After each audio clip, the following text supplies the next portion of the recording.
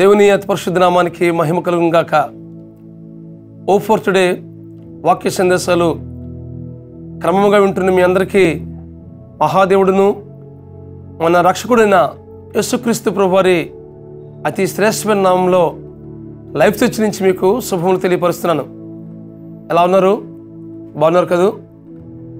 ఈరోజు యెహెజ్కేలు గ్రంథం 36వ అధ్యాయం 26వ వచనం చదువుకుందాం.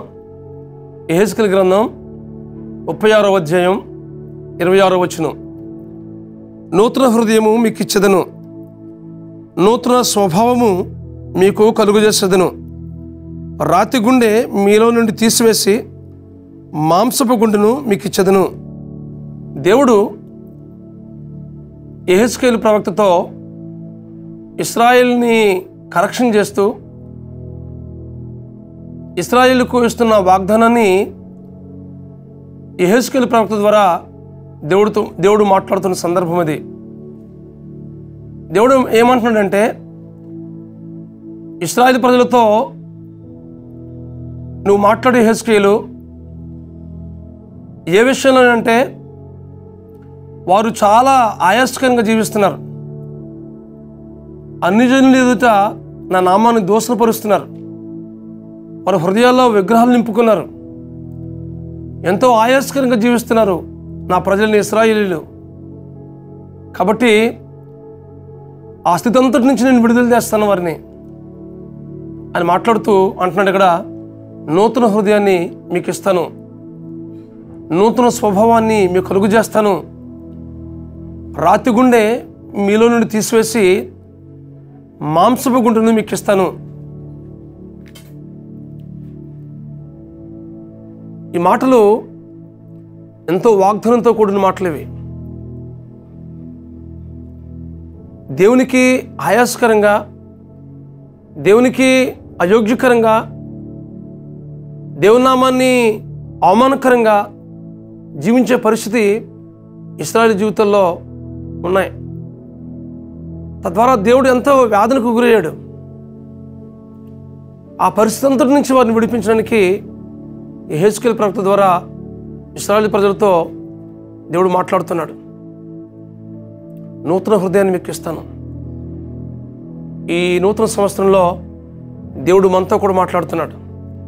మీకు నూతన హృదయాన్ని మీకు ఇస్తాను, నూతన స్వభావాన్ని మీకు కలుగు చేస్తాను అంటున్నాడు. రాతి గుండె మనను మీలో నుండి తీసివేసి మాంసముడిని మీకు ఇస్తాను అంటున్నాడు.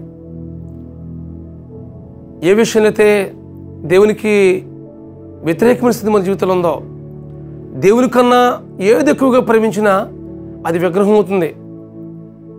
అలాంటి విగ్రహమైన స్థితి మన జీవితంలో ఏదో ఉన్నట్లయితే వాటన్నిటిని ఒప్పుకుందాం. దేవుడు మన జీవితంలో గొప్ప వాగ్దానం ఇస్తున్నాడు. ఇదేనన్నా, మీ జీవితం అంతటినీ నేను మార్చబోతున్నాను,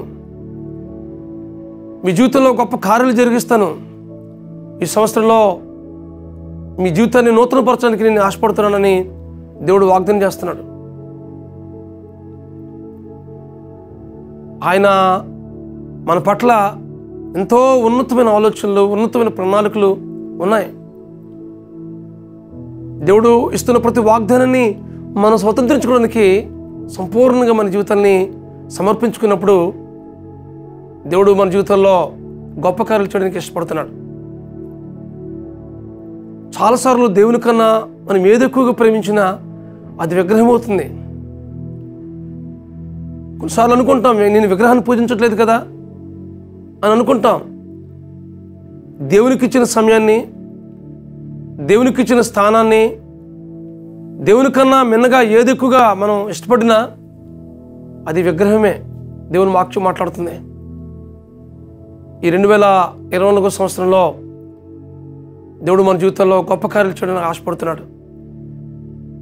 2023 సంవత్సరంలో విడిచిపెట్టలేని విగ్రహాలు, ఏ కఠినమైనటువంటి జీవితాలు మన జీవితంలో ఉన్నాయో వాటన్నింటినీ ప్రభు సన్నిధిలో ఒప్పుకుని విడిచిపెట్టినట్లయితే ఆయన ఆత్మ మనలో ఉంచి మనకు గొప్ప కార్యాలు చేయాలని, మన జీవితం ద్వారా దేవుడు మహింపరచబడాలని, మనం అనేక మందికి ఆశీర్వాదకరంగా ఉండాలని దేవుడు ఇష్టపడుతున్నాడు. ఈ వాక్యం ఉంటుంది మీ జీవితాల్లో ఏ విషయంలో దేవునికి ఆయాస్కరమైన స్థితి కానీ, దేవునికన్నా ఎక్కువగా ప్రేమించే స్థితి కానీ మన జీవితంలో ఏదైనా ఉందా? అది ఉద్యోగమే కావచ్చు, అలాగే మన విద్య కావచ్చు, అలాగే మనకున్న పలుకుబడి కావచ్చు, ఇంకేదైనా కావచ్చు. దేవునికన్నా ఏది ఎక్కువగా ప్రేమించినా అది విగ్రహం అవుతుంది. కాబట్టి మన జీవితంలో దేవునికి ఇచ్చిన స్థానం దేవునికి ఇద్దాం.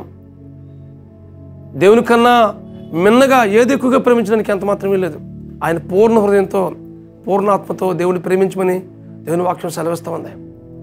ఈ 2024 సంవత్సరంలో దేవుడు మన జీవితంలో గొప్ప కార్యాలు చేయడానికి ఆశపడుతుండగా పరిపూర్ణంగా ప్రభు సన్నిధిలో సమర్పించుకుందాం.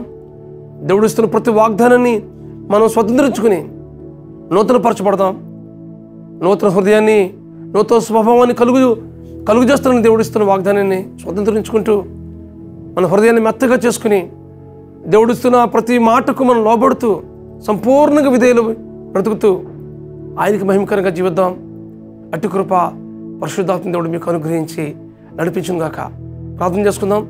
పరమస్వరూపుడా, మహాకృపగల మా తండ్రి, ఈ వాక్యం ఉంటున్న మా ప్రియుల జీవితాల్లో ఏ విగ్రహాలైతే వారి హృదయాల్లో ఉన్నాయో ప్రభు, వాటన్నిటి నుంచి విడిపించిన ఆయన మీకన్నా ఎక్కువగా ప్రేమించే స్థితి మా జీవితంలో ఏదో ఉంచదు ప్రభా.